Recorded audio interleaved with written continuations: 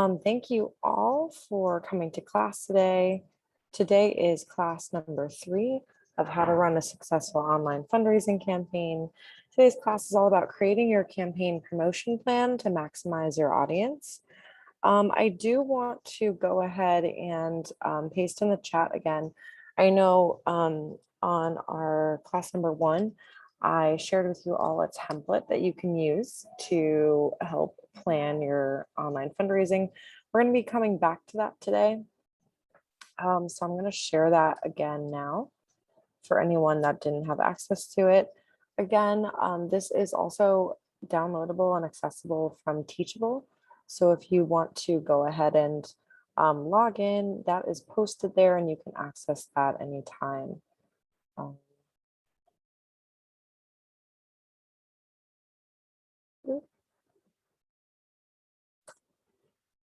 All right.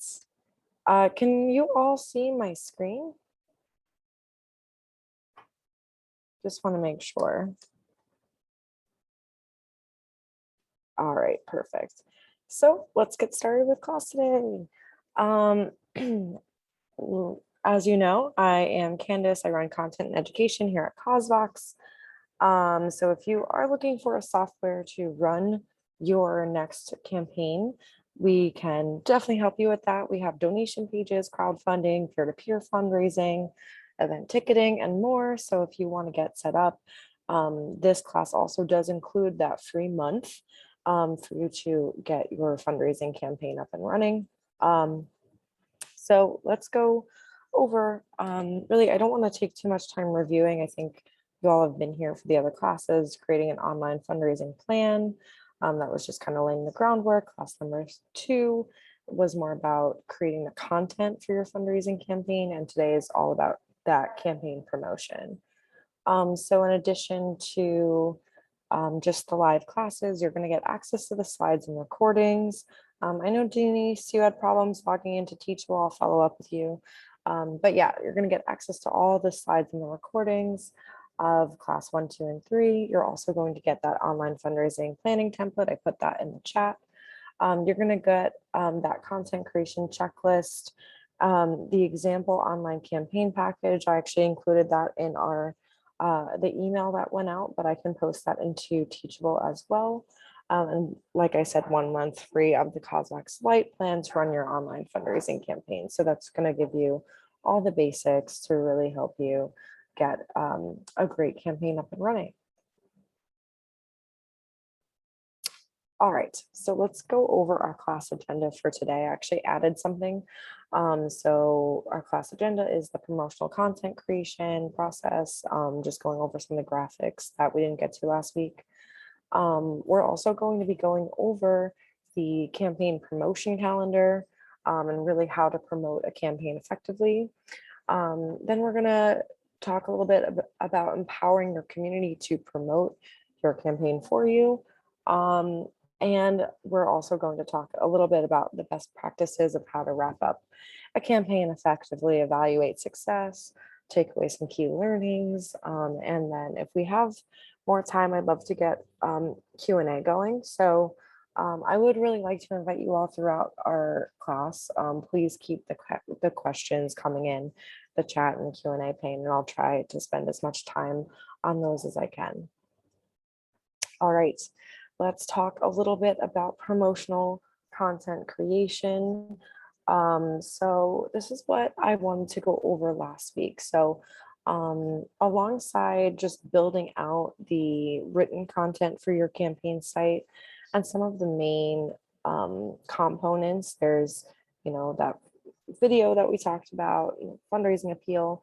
You're also going to want to use additional graphics and images throughout your campaign, both on the page, in your blog posts. We talked about a social sharing image, and that's a graphic that you'll need to create as well. But in addition to those basic things, you're going to definitely want to have a bunch of graphics on hand and just images even to help you promote your campaign. So that's going to include social media posts, images that you create for emails, If you're doing peer-to-peer fundraising, you're going to need to create some graphics for them, including like a default profile photo and a bunch of additional photos as well for them to use in their promotion. If you're doing any partners, having partners share your campaign for you, you might want to consider creating some graphics that are co-branded, so with their logo on it. That can be an added incentive for them to share your campaign as well. So that's just a few of the graphics to keep in mind. When you're creating these graphics, you're going to want to make sure that you're using high quality images, preferably featuring beneficiaries so that the donor can connect with the story and really see, who is it that their donations are benefiting. So the best graphics feature images of one or two people. It actually creates the deepest connection, and it's best if your subject is actually looking at the camera. Again, it's something that creates a deeper empathy from your donors. So high quality images featuring 1 to 2 beneficiaries looking at the camera, typically the highest performing content. Any images with quotes is great. Quotes, take you out of the equation and let the subjects tell their own stories. Infographics are really great, especially if you're trying to educate people on your organization. This could just even be a statistic, but even something more intricate can really be a great learning tool and shareable resource. And then you're also going to think about that peer-to-peer default photo. If you are doing peer-to-peer, that's just basically usually like a logo, additional gifts, and then again, more sharing items across the board. So I just wanted to give you a quick look at some of the graphics just on the Duradash page. So there's lots of really nice graphics. There's a thank you graphic. There's a graphic for their fundraising toolkit. There's a graphic showing the t-shirts that they're selling. There's tons of graphics with quotes featuring a story. So some of those best practices that I just shared, you can see that they did that right there. There's more logos. There's this really cool infographic telling people about how they can participate in their campaign. So this is even just the graphics that they used on their campaign site, but they also repurpose them across the board for their promotions, whether it be in emails or their social media promotions. So you can also, of course, use these types of images across the board. They don't have to just be in one place. This is just an example from Miles for MDLT. They actually created images and then had images with text and then optimize them for different social media platforms and even pre-wrote the text that they wanted to share alongside them. This is an infographic from here on the left from Chesapeake Climate Action Network, showcasing where in the state they were being active and what they are doing in different areas. So it's a different way to kind of report impact and show how your organization is really, making an impact. So that's an infographic example. Pandemic Professors, they had some really simple graphics that they used to share on social media. Again, Miles for MDLT, they actually were recruiting peer-to-peer fundraisers. So their infographic was just about how people can set up a page and start fundraising for them. And then they had a really nice, really simple branded social sharing image. So these are all just great examples for the types of images that you can be creating. I created a list here for you as well. This is more of like a rough guideline than you have to have this type of checklist, but it can help you organize your thoughts about really creating that full list of all the different images that you want to create and share across the board, whether it be on the campaign site or just even for all of your promotion purposes in general throughout the campaign. So you can come back to that later. I also have some tips for you. You can really easily use Canva if you haven't already to create these types of graphics without needing to be an expert. So I have this free 25-minute tutorial that's linked here. I'll also include that in the follow-up email. Canva is free for nonprofits, so you can get the Canva Pro account for free. So you get access to a lot of the additional, more advanced tools, and it just ultimately makes it really easy. So I highly recommend you take a look at that. And then an action item for you is just to go ahead and fill out that the items that you need for your marketing and communication, and just add in all of the graphics that you want to create for your campaign promotion there. So this is part of that template that I just shared in the chat. And I realized I only shared it with the hosts and panelists. So I'm going to share it with everyone now. So you should see that in the chat pane now. All right, let's go back. So yeah, map out all your content and all your due dates right in that section in the content calendar. So that can help you just stay on track so that your posts are ready when you need them to be. All right, now let's actually talk about the promotion calendar in general, not just the content that you're prepping for it. So when you are marketing your campaign, there's going to be a number of different channels that you do this on.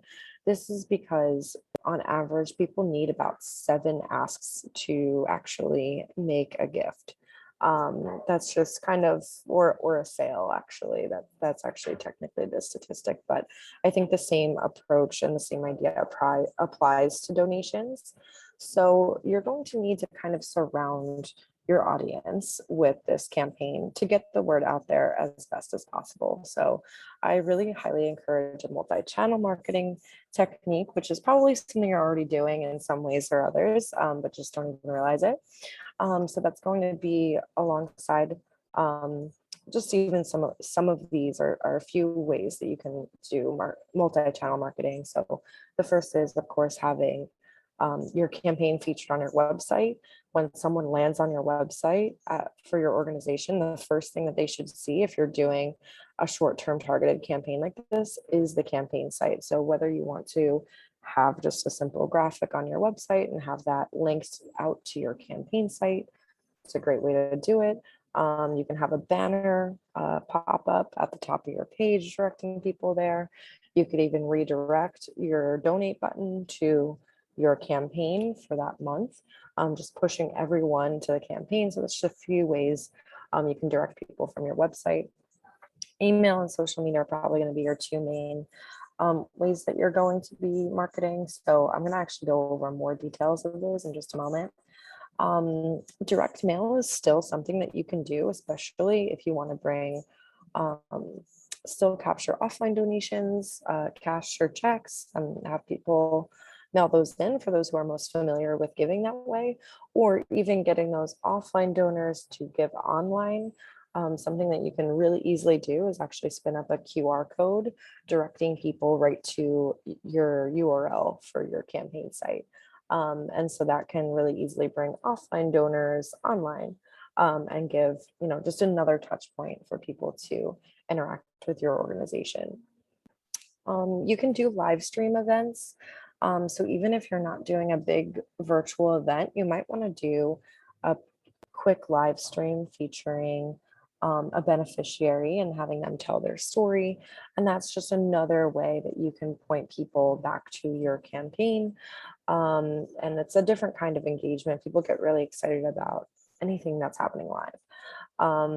And there's a lot more notifications on Facebook and Instagram when you do go live. So it's going to get more exposure than just the regular post. You can use, external media sources, maybe try and get featured in the newspaper. That's more traditional when it comes to these types of things, but still can work.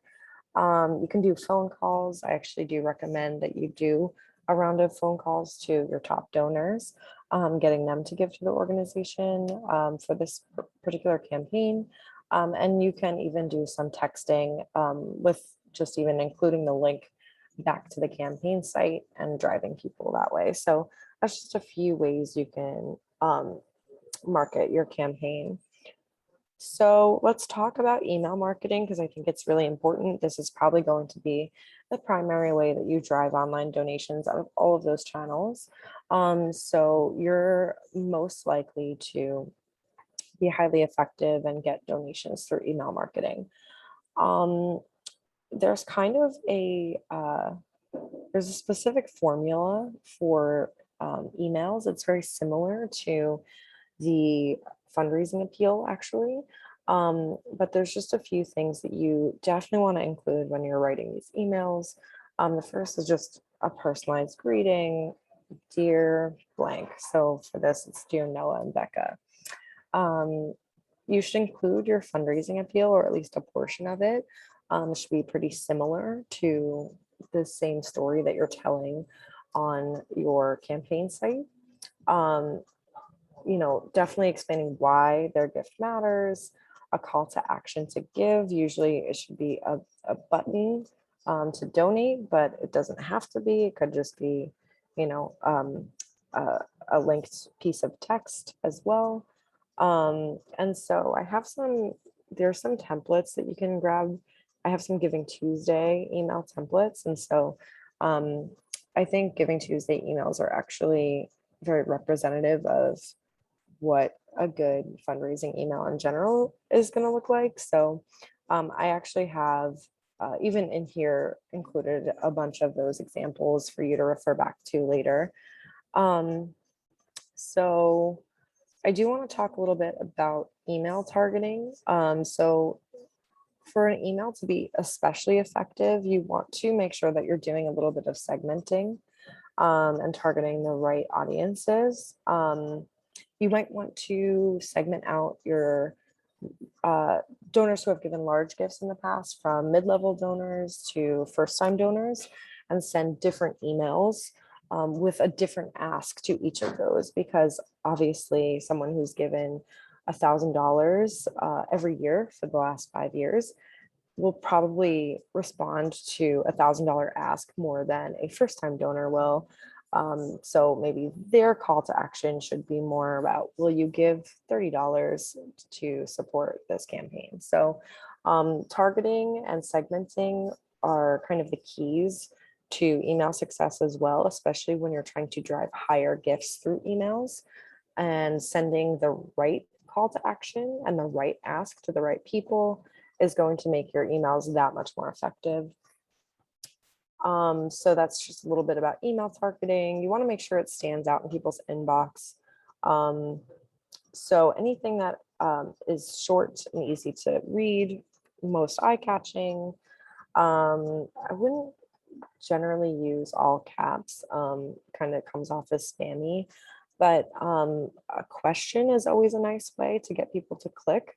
And anything with personalization, both from you as like, so sending the email as a organization is much less likely to be opened than if it comes from Denise. And so I'm much more likely to open an email, even if I kind of know it's going to be an email ask to donate, if it's coming from Denise than if it's coming from an organization. And then same thing, personalized from the sender and also personalized for the donor as well. If you can get their name in the subject line, much more likely for people to open it. Yeah, I kind of went over the email content already. You definitely just want to capture your donor's attention using emotion evoking text and images. So some of those images that you're creating, you're going to be inputting them into your emails for the best response as well. So definitely consider creating those graphics and including them in your email appeals. Your call to action your call to action is really important. So whether it's an email or a social media post or any type of promotion that you put out there, it should be very clear to your reader what you want them to do. So I love this example from Save the Children. It says every penny is doubled, summer match challenge. Um, uh, and it says children like licks can't afford to wait any longer, match my gift. So I know as a donor that my gift is getting matched. There's a big red button attracting my eye to give the organization, and they even have that story with the image in there. So what a great call to action. Very highly likely to drive engagement with this type of email. When you have a clear call to action that stands out on the page, and have a sense of urgency in your call to action as well.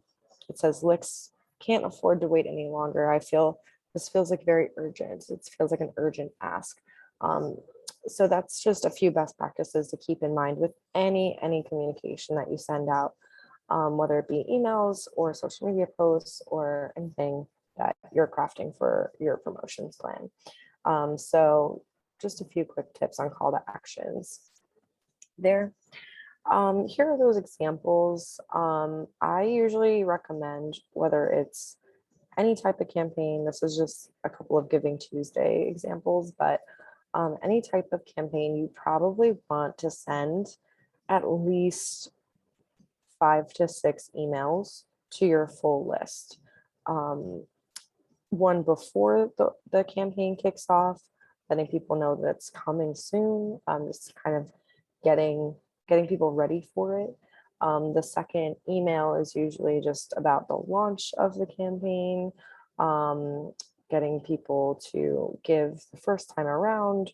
There's usually a mid-campaign email driving donations up in the middle of the campaign. This is also the perfect time to introduce any challenges. So if you do have a matching gift in place, great time to kind of advertise that and drive more donations in the middle of the campaign, because that's when there's usually donations kind of even out in the middle, because it's not quite as urgent as the beginning or the end. Usually the 4th or 5th email in the campaign is saying, hey, it's ending soon. This is your last chance to make a gift. And also the day of, hey, it's the last day to give. I also do recommend follow-up emails, but I'll get into that later. So the action item for you is to think through what your email campaign is going to look like. It's best if you can pre-write these emails ahead of time. It just will take the stress off of you when it comes to that. So think of at least 5 to 6 emails that you want to write. Have the messaging be consistent, but the content be different. So the ask is always the same. The central story of the campaign should be the same or similar stories. But you might want to report more an impact on one, or highlight a deep dive into a story on another. So just kind of think through the various content and, of course, the purpose of each email. So you'll get the slides. So if you want to read through those examples later, you'll be able to refer back to them. I want to talk about social media as well. Social media is really important to get the word out about your campaign. This is more to capture attention online. It will drive some donations, so it's still an important channel to think through your strategy for, but it will definitely be attracting attention, and that's kind of the first step to get anyone in the door to give to your organization. So I have a few best practices shown here just for social media. You definitely want your content to be engaging. This includes text and images, impact driven. So if you're able to highlight statistics or sharing stories are also very engaging as well. You always want to include a link to your campaign in every single post, even if you're not making a hard ask. Just always link back to your campaign while you're promoting it. For this one, they had the Giving Tuesday hashtag, but your campaign hashtag.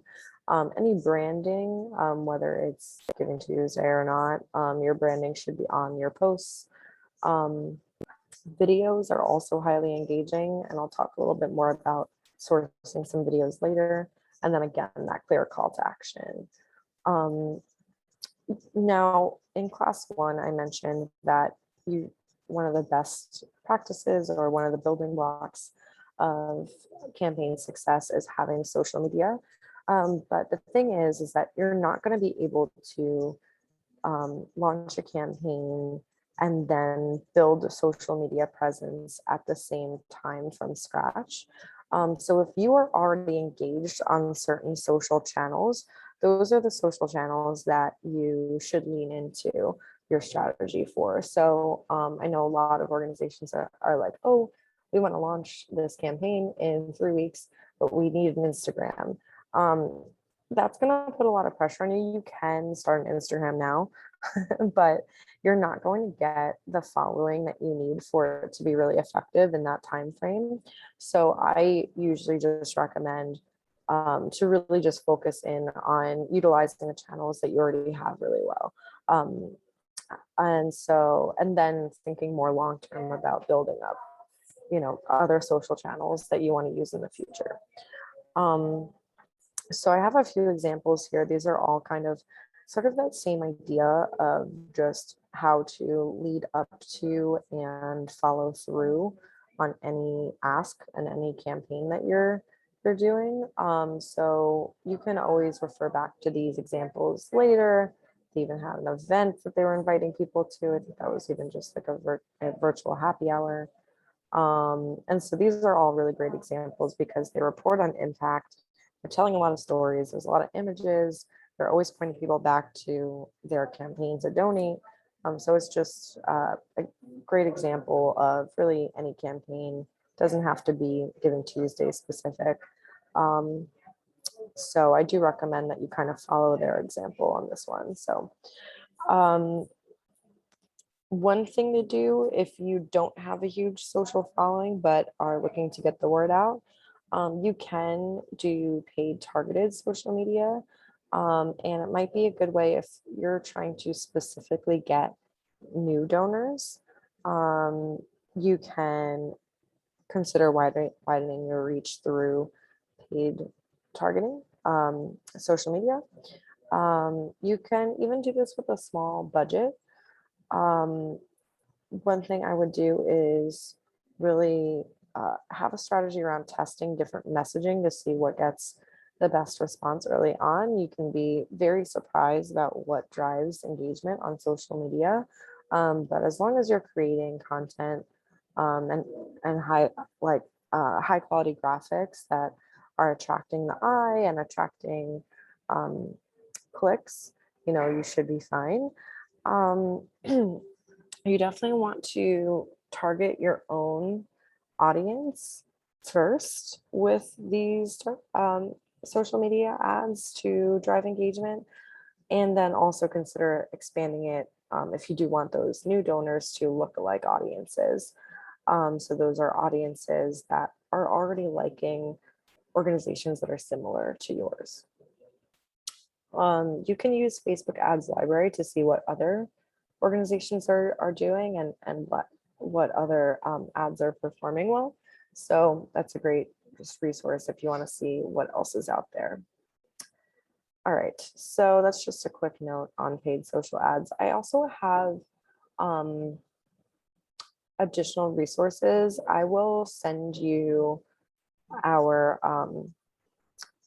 we have a webinar that we did a while back with an expert, and I'll send you that whole session on paid targeted social media ads if you're interested. All right, so now that we talked about the channels in which you're going to be launching your campaign, I want to talk a little bit about strategy. So the first thing that I highly recommend doing for your campaign success, it works every time, is planning to soft launch your campaign. So this is what Jake said from Mortgage Professionals Providing Hope. Think of the launch of a campaign the same way as you would the launch of a capital campaign. You wouldn't release a campaign to the public to raise $20 million for a new building with $0 in the coffers and no backers. So why would you take that approach with peer-to-peer or any other online fundraising campaign? So the thing that you want to do is have people, whether it's a peer-to-peer or crowdfunding or any other kind of campaign, is ask people who are your closest supporters. So people who donate every year, your board members, anyone that is a consistent donor, um, have them be the first people that give to your campaign.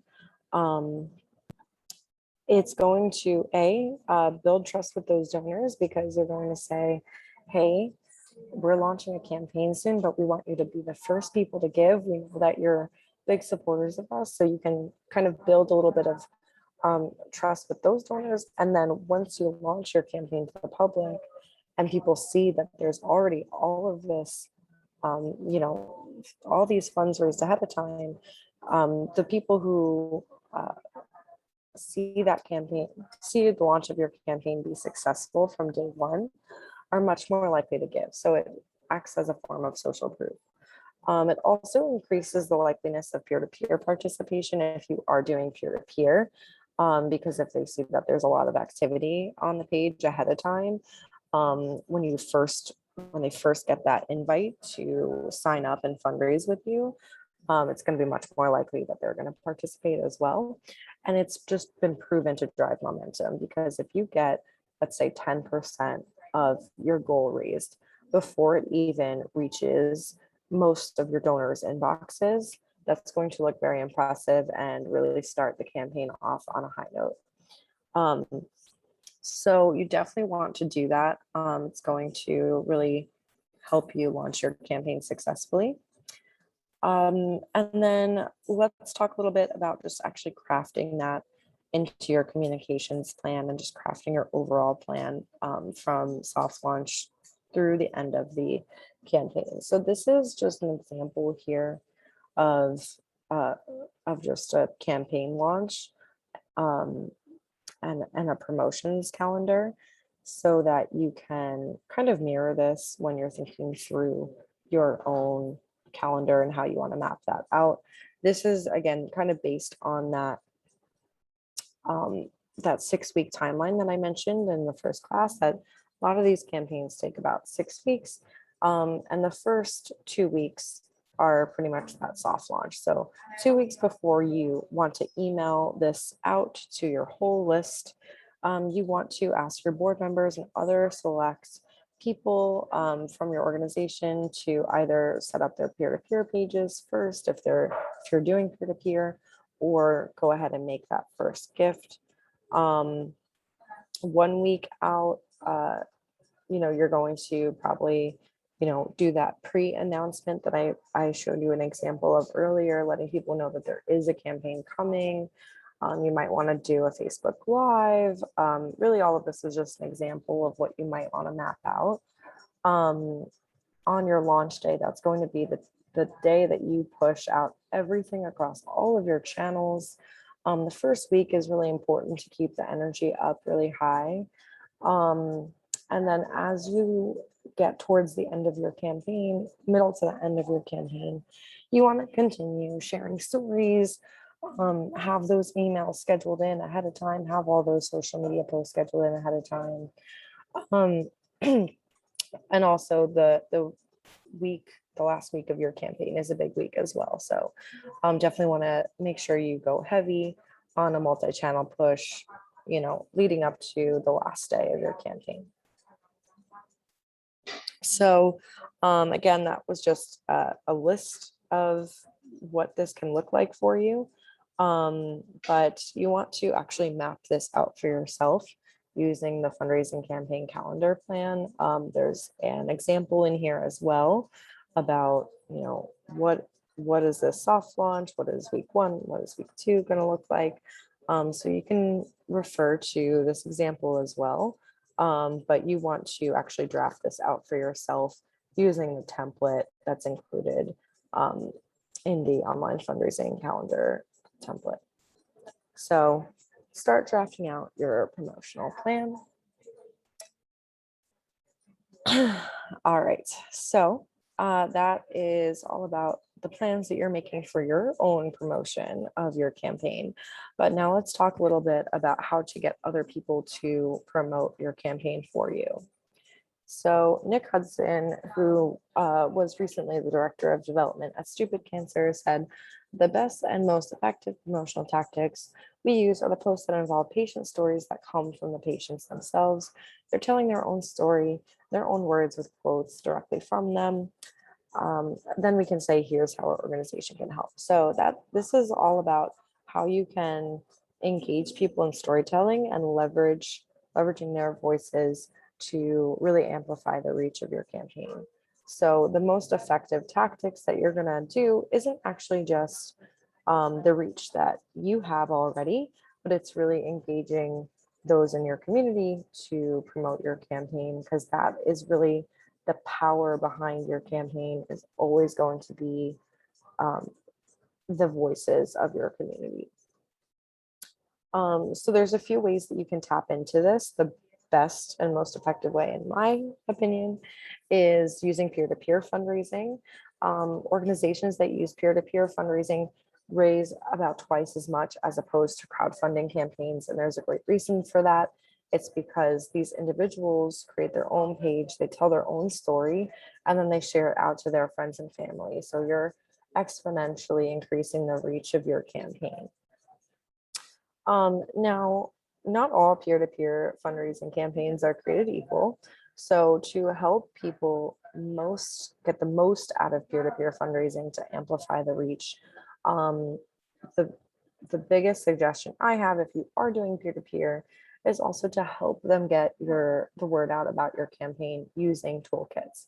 So this is just an example from Summit Assistance Dogs. They created a really great toolkit that really showed peer-to-peer fundraisers how to create their pages very simply, and also really effectively how to promote their page. So just like you're going to be creating those email templates for yourself to get the word out about your campaign, they also created email templates for individuals to copy and paste and get the word out about their personal fundraising pages as well. So that's just an example of one of those emails that they pre-drafted. Um, it's a great example, includes a great story. I recommend that you refer back to that later. And just like you're creating your own promotional calendar, Parkinson's Nebraska, part of their fundraiser toolkit, was also creating a calendar for their peer-to-peer fundraisers with all of the just dates that they suggest that they do promotions across different channels. So you can see Friday the 31st, they said 1 month away email, post 1 month away content on social media. This is also a really, really great example to refer back to, because it's very easy for a fundraiser to look at this and see, what content they need to be sharing across their channels to effectively promote their pages and reach their goals.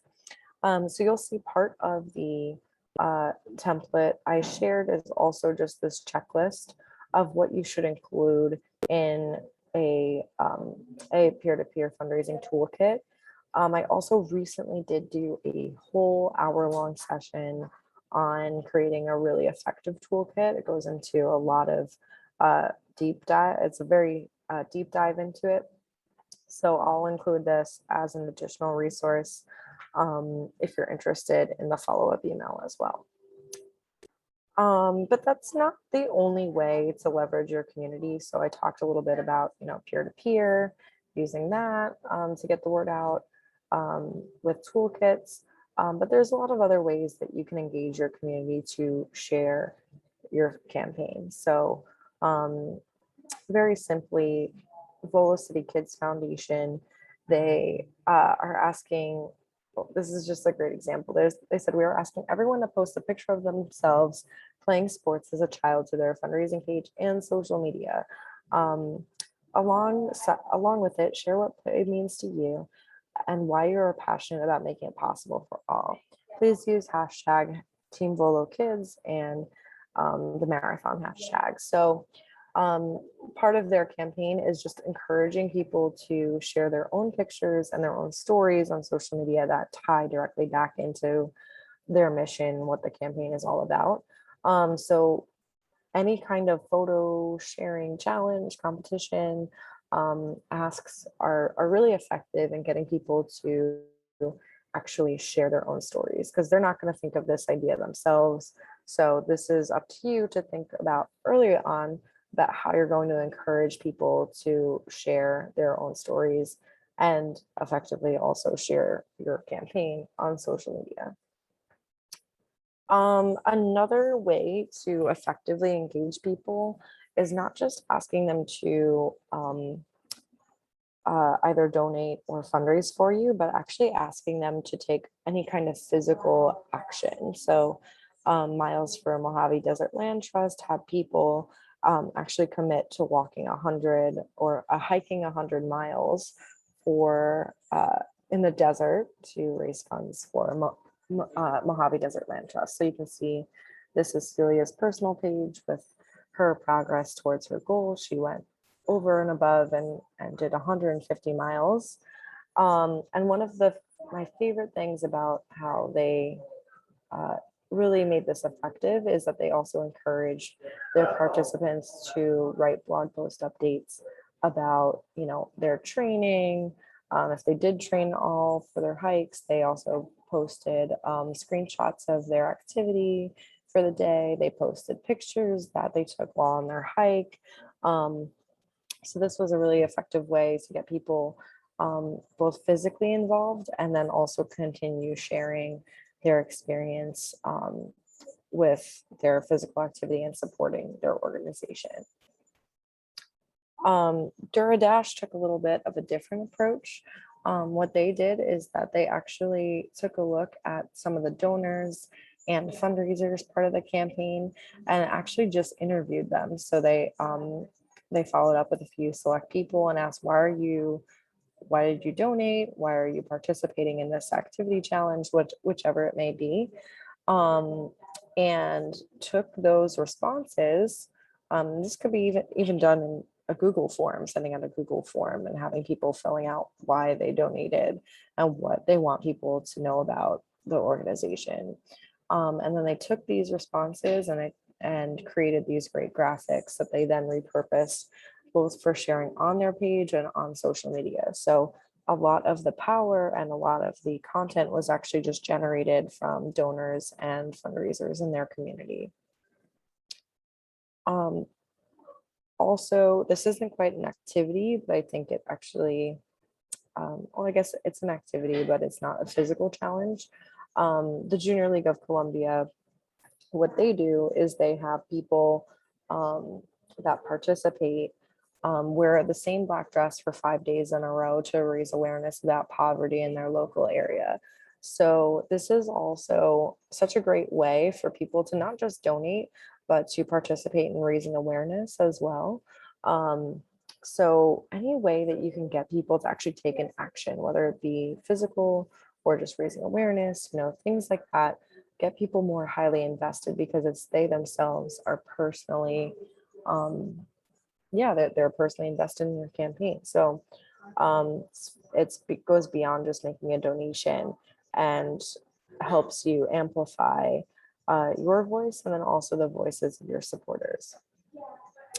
Another great example is from the the National Society of Black Engineers. They did a virtual gala this year, and they actually asked their staff and attendees why they were excited about the gala. They had people submit really short 30 seconds or less videos, and then they used this to promote their campaign and fundraising and event ahead of time. So leading up to the event, they had all these great pieces of content that were really generated by their community to use in their promotion. And this one right here is from Stupid Cancer. They were inviting people on National Scar Appreciation Day to share their own stories of their own scars. And they have this beautiful photo from one of their members, Patrick, and then sharing his story. And then they invite people to go ahead and share their own story and submit their own photo. So this is a great way to just get people sharing their stories. If you can think of an appropriate way to kind of translate this idea for your organization. So again, it's getting people personally connected and personally invested in your campaign. So really any way that you can engage your audience to share their own story, emotionally connect with your organization, take an action, whether it be physical or, just raising awareness, what and fundraising for you, any and all of these things make your campaign successful. So one of the biggest, it's really the biggest way that your organization gets outside of your existing audience and actually builds a wider audience online and gets it in front of as many people as possible. So this is really how you maximize your audience online. So I just kind of wrap this up here. Just those ideas that I went over: social media or video sharing challenge with a hashtag, engaging your community in peer-to-peer fundraising and creating that toolkit to help them be successful, creating a physical or awareness challenge, doing that, highlight of donors, fundraisers, and beneficiaries sharing their stories. And then any other ways that you can continue to engage them throughout the campaign to continue sharing their stories and sharing the campaign. If you want, I do have a resource of 10 peer-to-peer toolkit examples. If that's something that you're looking at doing, is those peer-to-peer toolkits.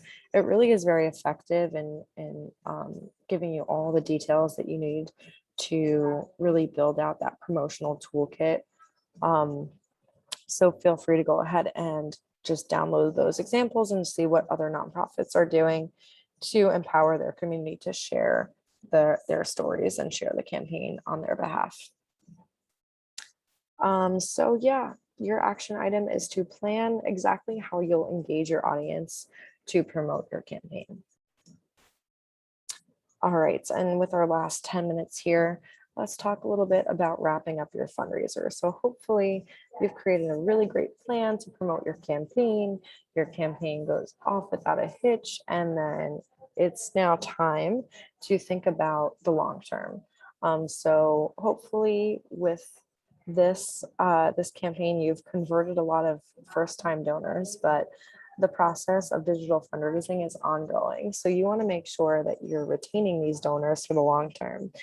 So you want to think about how you're going to nurture them after the fact and continue to convert them for the long term. So the first thing is to really just think about how you're thanking your donors. Thanking your donors within 48 hours made them 400% more likely to give again. And a 3-minute thank you phone call resulted in a 30% increase in donor retention.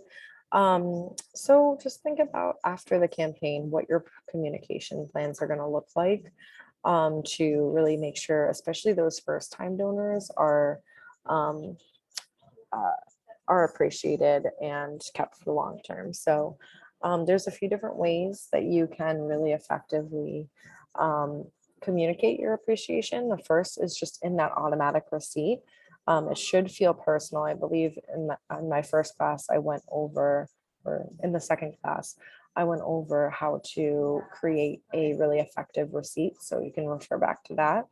On the landing page itself, whether it be on your website or on the campaign site, having thank you graphics and that kind of language on the page, just expressing thanks to donors, is really important. You can create videos to say thank you and send those out after the campaign. Phone calls are great. I would especially think about segmenting that to the first-time donors and those who gave large gifts. A personalized thank you note is always a nice touch. It's not completely necessary, but I do think it's really nice. Shout outs on social media, especially with online campaigns, do really well. People feel like if they're acknowledged on social media by your organization, it really does make people feel very special. And it will stick out to them in the long term and actually feel like their gift is not just acknowledged by your organization between them, but also acknowledged publicly. So that's kind of nice. You can enroll them in a nurturing series. So this would be an email series of about 3 to 5, maybe 6 emails after they make their gift, letting them know more details about how their gift is making an impact, introducing them to all your programs, helping them get to know more about your organization so that they can hopefully continue donating again.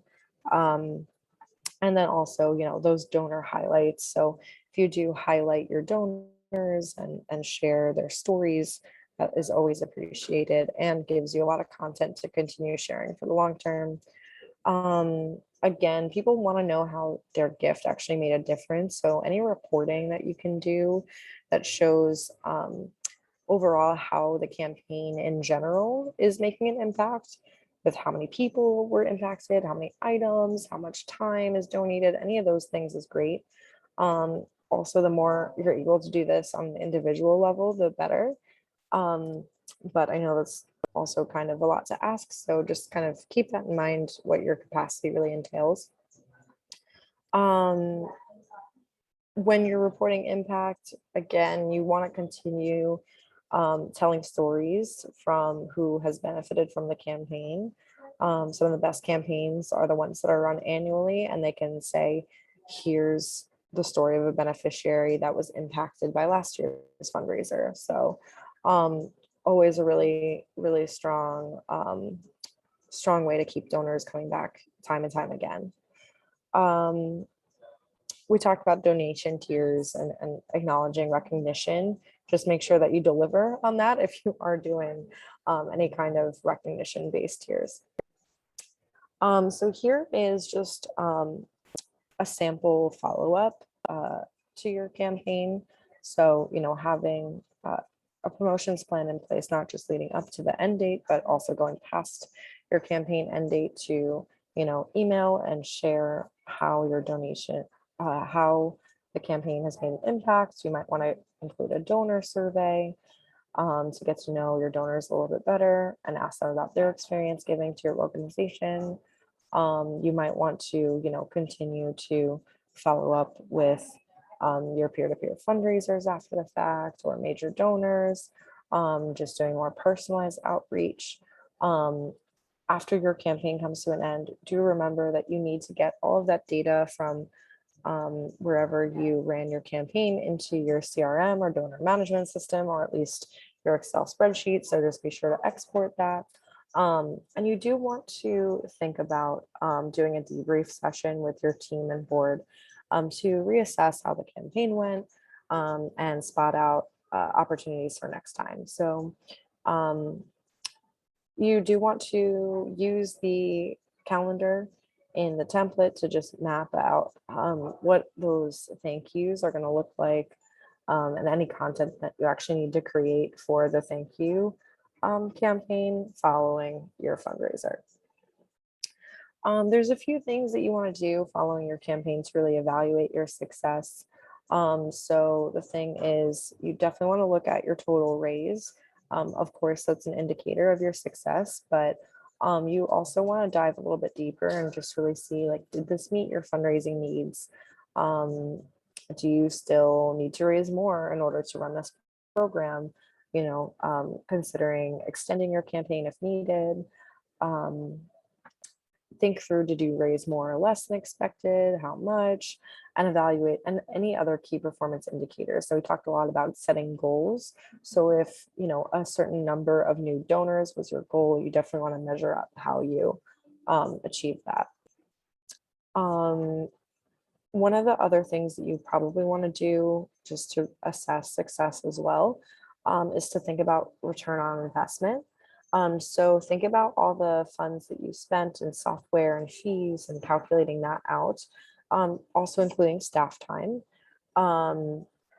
and thinking through, what does that look like in comparison to the total income generated. So to calculate ROI, you want to take total income minus the cost of running the fundraiser, divided by the total cost of the event, times 100. So that is how you can calculate ROI. Typically what we see here at CauseVox is that it typically costs about $3 to raise 100. So that's just something to keep in mind. So here's just an example here. If your fundraiser raised $150,000 for the organization, but it cost you $15,000 to run it, you made $135,000 net profit. So here's just a look at, that calculation. All right. And then also, reflecting on your campaign, you might want to take a look at what types of social media posts, which types of emails, what types of engagement tactics work the best, and consider ways that you can, take those learnings and work them into the rest of your plan for fundraising throughout the year.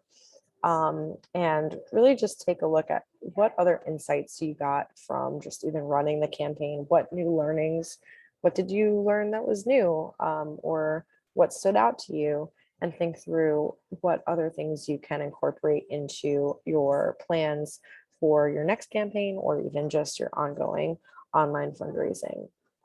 So that was today's class, creating your campaign promotion plan to maximize your audience. I hope this course has been helpful and gives you a really clear step to running a campaign that is set up for success. And so I do want to take the last couple of minutes here to go over any questions that you may have. So please go ahead and submit them now.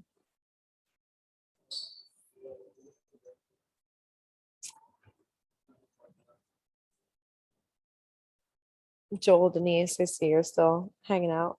Any questions? Anything that's specific to any challenges that you have with promoting your campaign? I'd be happy to chat through them.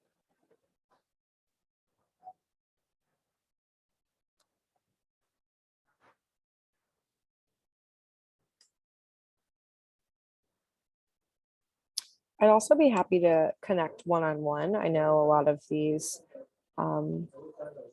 if you are facing any challenges with promoting your campaign or just figuring out your strategy, I would be happy to follow up and chat with you one-on-one. And so I'll just go ahead and follow up with each of you if you are interested in chatting one-on-one about your campaign. All right. Thank you so much for your time. I hope this has been helpful. And yeah, I look forward to hearing from you and seeing how your campaigns work out. So, all right. Well, thanks again for your time and have a great rest of your day. Take care.